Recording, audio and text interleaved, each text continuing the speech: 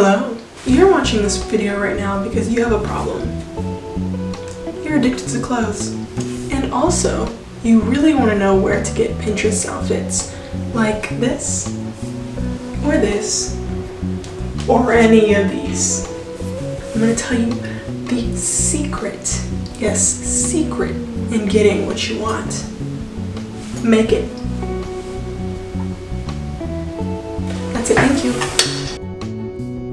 I know that it's not super easy to just whip out a sewing machine and have the skills of me, but it does build good character. I'm sure half of the stuff that you want to wear is easily manageable, and you can make it like just take a trip to Joann's, just try it out, just see. I think that especially like t-shirts with stretchy fabrics, or maybe like turtlenecks and stuff like this, it's like easier to get started on making clothes. If you've never sewn before, they say to not start with clothes, but I think why not? Why not start with clothes? Because the patterns are super easy. Everyone has a pattern in their drawer. All you have to do is get a simple t-shirt or whatever and just do what makes sense to you, and like look at how it's made and see if you could recreate that. Whew, it's hot. When it comes to shirts, they are really easy because they all have the same pattern essentially. And then if you want to make some kind of like cool little cut in it, you'll get to do that once you know the basis of how to make a shirt or a crop top or whatever. So I thought it'd be fun to let's scroll through Pinterest with me and see what I can make. Let's add outfits to my new board of what to make on Pinterest so that I can show you how easy it is to actually get started. Okay, I am now on the website, and as you can see on my Pinterest at least, it's a lot of like clothes, art, and sewing. Pinterest is really good about showing you like sewing content so that whenever you just scroll through and you see something and you're like, oh, that's how you do that, just save it and use it later on. That's what I've been doing, and that's how I've been getting better at sewing. I'm trying to look for something fairly easy, you know, so that I can give you an example of how easy it can be.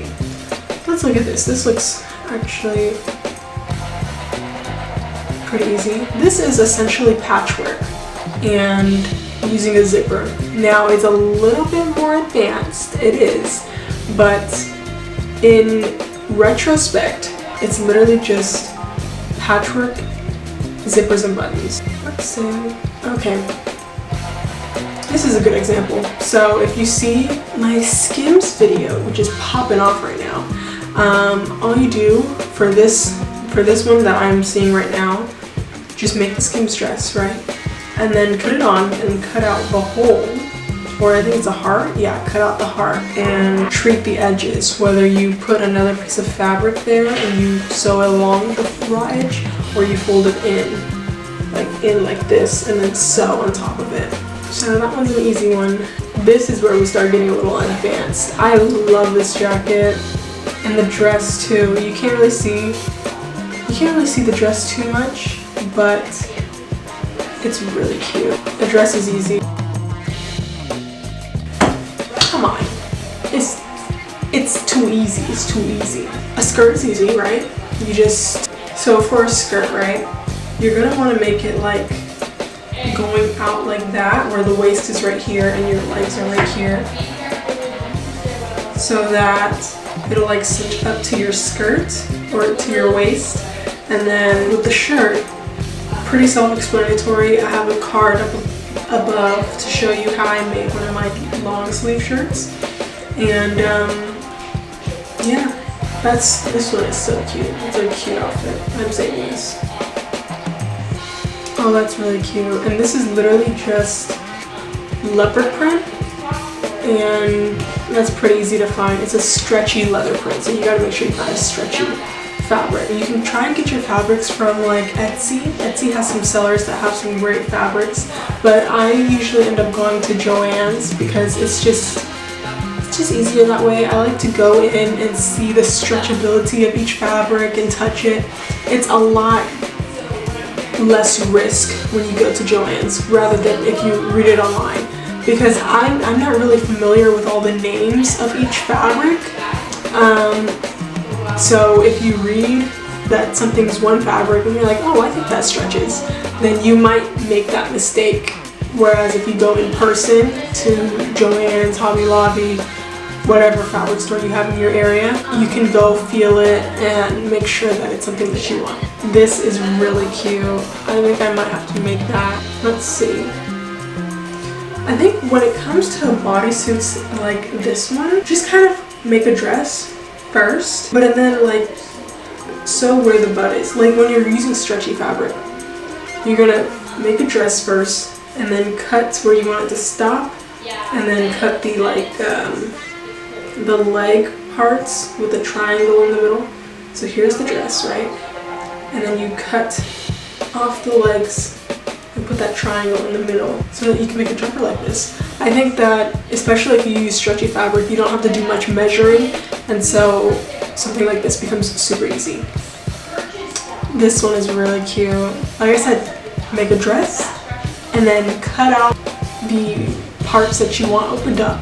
I would recommend putting it on first so that you know like where the cuts are on your body, and then clean it up a little bit once you take it off. But yeah, something like this would be pretty simple as well. This is super cute, and all you need is a long sleeve fabric or a stretchy fabric. I actually made something like this. I just never really finished it. I never really cleaned it up. I'll do a video on how to make this type of shirt, because I feel like this one is a little bit different than the normal patterns that we're used to. I think I'm gonna stop here. I hope I've inspired you to take up a new hobby and try and do things that you didn't even think was going to be possible. But yeah, I can't wait to see what you guys have made. Join me along on my journey in making my full wardrobe made by me. I can't wait for that day. Hopefully it'll be by the end of this year. Yeah, I'll see you soon.